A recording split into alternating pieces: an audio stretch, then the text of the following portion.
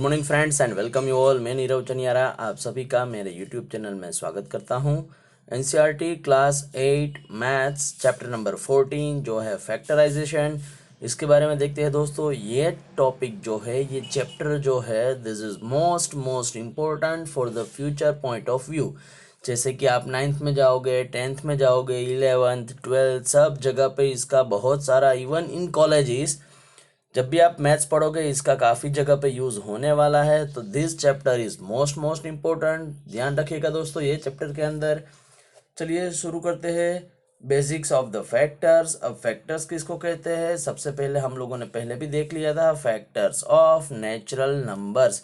जैसे कि हमारा नंबर 30 है तो पहले तो 30 के फैक्टर्स निकाले, तो 30 के फैक्टर्स 2 इंटू 15 भी हो सकते हैं, 3 इंटू 10 भी हो सकते हैं, 5 इंटू 6 भी हो सकते हैं। सो इस तरह से 30 के हमारे पास बहुत सारे फैक्टर्स निकल सकते हैं, that we have already seen in the previous standards. So you can say that 1, 2, 3, 5, 6, 10, 15 and 30 are the factors of 30।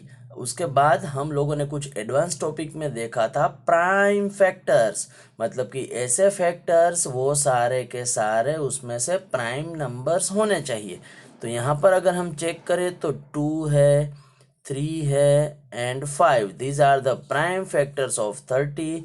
अब दोस्तों अगर आपको याद नहीं है प्राइम फैक्टर्स कैसे पता चलेगा, तो आप इस तरह से आप लोगों ने कुछ किया होगा, 30 करके वी हैव स्टार्टेड डिवाइडिंग, 2 से 15, 3 से 5 एंड 5 से 1। तो 2, 3 and 5 are the prime factors of 30 जो यहाँ पर लिखा हुआ है, चेक कर सकते हैं। वैसे ही आप प्राइम फैक्टर 70 के निकाल सकते हैं, 90 के, जो कुछ भी नंबर दिया हुआ। Keep on factorising this way, आपको आपके फैक्टर्स जो स्पेसिफिकली प्राइम फैक्टर्स है वो मिल सकते हैं। प्राइम फैक्टर्स का मतलब है दोस्तों कि फैक्टर्स सिर्फ प्राइम नंबर्स ही रहेंगे। और बहुत सारों को ये क्वेश्चन है या ये क्वेरी हो सकती है, कन्फ्यूज़न हो सकता है कि सर ये 2 तो इवन नंबर है, जबकि हम लोग इवन को तो कभी प्राइम फैक्टर्स गिनते नहीं। तो याद रखिएगा दोस्तों, ये स्टेटमेंट याद रखिएगा, ये चैप्टर का पार्ट नहीं है, फिर भी remember this statement, 2 is the only even prime factor. 2 अकेला ही इवन प्राइम फैक्टर है, बाकी कोई भी प्राइम फैक्टर्स इवन नहीं रहेंगे, सारे के सारे प्राइम फैक्टर्स रहेंगे आपके ओड नंबर्स। तो ये हमें बेसिक सा पता था। अब हमें देखना है आगे फैक्टर्स ऑफ एल्जीब्रिक एक्सप्रेशंस। एल्जीब्रिक एक्सप्रेशंस के बारे में हम लोग पहले ही चैप्टर नंबर 9 में पढ़ चुके हैं। अब सपोज कि मेरा एक्सप्रेशन है 5xy, तो इसके अगर मुझे फैक्टर्स निकाले हैं तो सारे नंबर्स आर डिफरेंट। यहाँ पे ये नंबर है, ये अल्फ़ाबेट्स है, तो क्या करेंगे, we can simply write it 5xy as 5 multiply by x multiply by y। ये हम लोगों ने एल्जीब्रिक एक्सप्रेशंस में देखा था कि अगर इस तरह से अल्फ़ाबेट्स और नंबर साथ में लिखे हो तो दैट मीन्स हमें बाय डिफ़ॉल्ट समझना है कि बीच में रिलेशन होगा मल्टीप्लिकेशन का। वैसे ही यहाँ पर xy है, xy जो है उसके लिए हम लोग लिख सकते हैं x मल्टीप्लाई बाय y।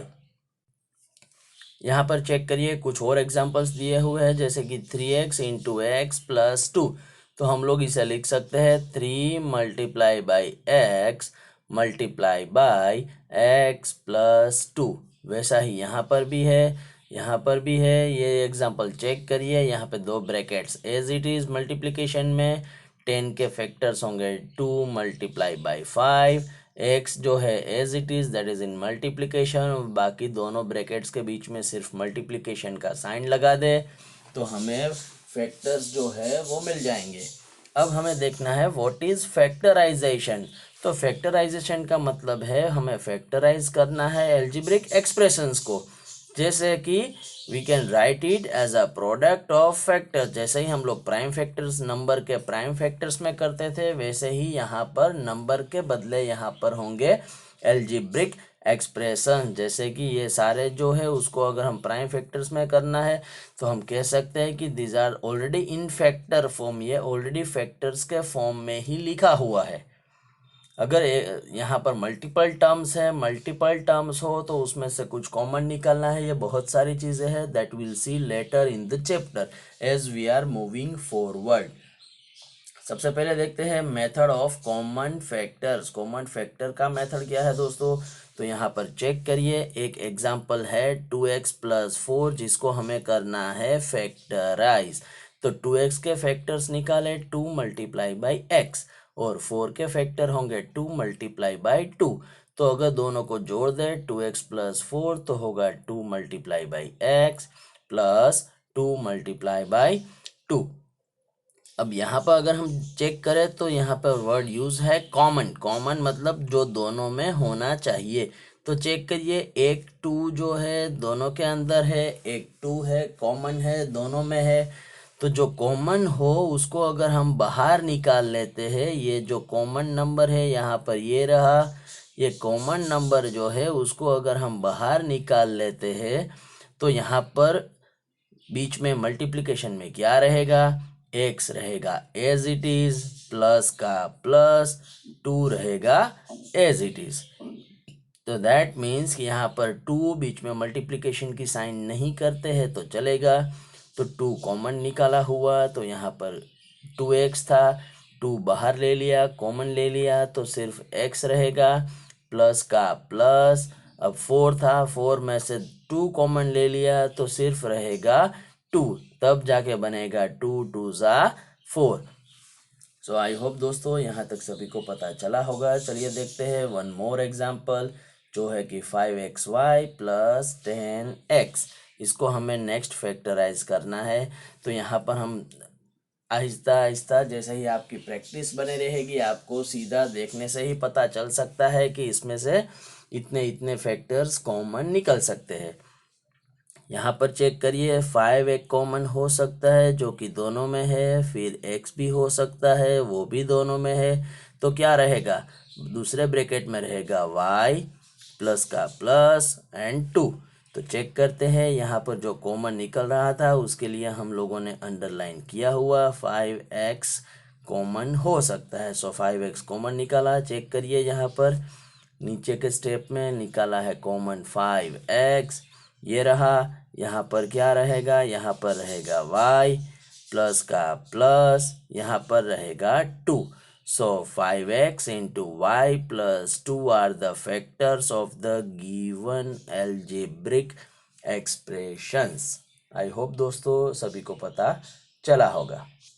अब देखते हैं factorization by regrouping terms. That means यहाँ पर ये 2x y + 2y है, दूसरा ये 3x + 3, मतलब कि 2 से ज़्यादा टर्म्स अब आने लगती है। तो क्या किस तरह से करना है? यहाँ पर वर्ड यूज इज रीग्रुपिंग, मतलब आप यहाँ पे टर्म्स को आगे पीछे शफल करके भी अलग अलग पेयर में बना के ग्रुप बना के you can factorize. There are multiple ways for the factorization दोस्तों।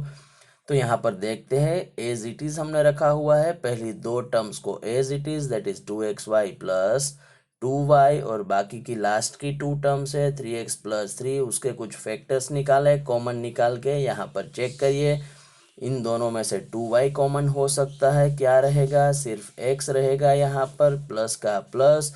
अब 2y के साथ कुछ भी ना हो तो मल्टीप्लिकेशन में 1 तो हो ही सकता है, दैट मीन्स 2y ब्रैकेट में x + 1 are the factors of this 2 terms. वैसे ही 3x + 3 का हो सकता है, इसमें से दोनों में से 3 कॉमन हो सकता है। सो यहाँ पर रहेगा x, यहाँ पर रहेगा x प्लस का प्लस, यहाँ पर 3 के साथ कुछ भी ना हो तो मल्टीप्लिकेशन में 1 हो सकता है। सो मिलेगा 3 × x + 1। सो ये हुआ। अब यहाँ पर चेक करिए, अगेन x + 1 x + 1 दोनों के पास है, तो अगेन x + 1 हम लोग कॉमन निकाल सकते हैं जो हमने यहाँ पर निकाला हुआ। तो बाकी क्या रहेगा? ये 2y का 2y प्लस का प्लस 3 का 3। तो हमें फाइनली जो है गिवन 4 टर्म्स के लिए जो 4 टर्म्स दी हुई उसके लिए हमें 2 फैक्टर्स मिल सकते हैं जो होंगे x + y एंड 2y + 3। अब दोस्तों यहाँ पर लिखा है व्हाट इज रीग्रुपिंग। रीग्रुपिंग का मतलब क्या है? तो हमने जो प्रीवियस सम फैक्टराइज किया हुआ वो था कुछ 2xy plus 2y plus 3x plus 3। यहाँ पे कुछ स्पेसिफिकली ऑर्डर में दिया हुआ था, यहाँ पर ये कुछ स्पेसिफिक ऑर्डर में दिया हुआ था। अब इस तरह से अगर ये दिया होता, मतलब कि आगे पीछे टर्म्स अगर दी होती 2xy plus 3 plus 2y plus 3x, then it won't be easy to see the factorization. तो ये दिखने से सीधा पता नहीं चलता कि इसका भी फैक्टराइजेशन हो सकता है। तो in that case what we have done कि 2 नंबर जो था 2 वाले टर्म को एक साथ लिखा, मतलब ये 2 वाले टर्म को आगे लिया हुआ, ये 3 वाले टर्म को भेज दिया सबसे लास्ट में।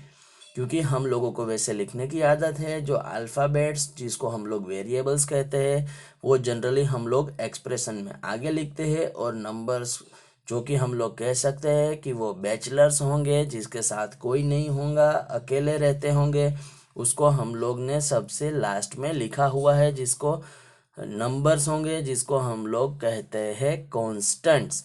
तो कॉन्स्टेंट हर बार लास्ट में लिखे जाते हैं दोस्तों।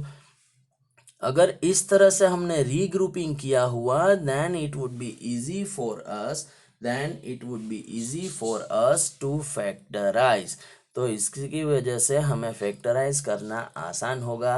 अब ऐसा भी ज़रूरी नहीं है कि 2 वाली टर्म्स को ही एक साथ रखें, आप अपने हिसाब से कोई भी टर्म्स जो है उसको एक साथ ले सकते हैं। बस ध्यान में ये रखना है कि आगे फैक्टराइज होना चाहिए। अब यहाँ पर 2xy और 3x का मैं पेयर बना दूँ तो 2xy plus 3x and 2y plus 3। अब यहाँ पर मैंने चेक किया हुआ था दोनों में x कॉमन हो सकता है, तो चेक करिए दोनों में से x कॉमन निकाला तो क्या रहेगा, यहाँ पर रहेगा 2y प्लस का प्लस 3, 2y प्लस 3 रहेगा फर्स्ट ब्रैकेट, प्लस यहाँ पर भी जैसे ही 2y प्लस 3 हुआ तो हमें भी 2y प्लस 3 कॉमन चाहिए, 2y प्लस 3 कॉमन चाहिए। दैट मीन्स यहाँ पर तो कुछ भी कॉमन निकल नहीं सकता, तो बाय डिफ़ॉल्ट दोनों को 1 से तो हम लोग मल्टीप्लाई कर ही सकते हैं। तो जब भी कोई टर्म्स में से कुछ भी कॉमन ना निकले तो हम लोग 1 कॉमन निकाल सकते हैं। तो यहाँ पर मैंने 1 कॉमन निकाला तो हमें मिलेगा 2y प्लस 3। अब चेक करिए यहाँ पर भी 2y प्लस 3 है, यहाँ पर भी 2y प्लस 3 है। अगेन 2y प्लस 3 को कॉमन निकाल दे तो दूसरे ब्रैकेट में रहेगा, यहाँ पर x है प्लस का प्लस यहाँ पर होगा 1। So 2y plus 3 and x plus 1 are the two factors of the given algebraic expressions.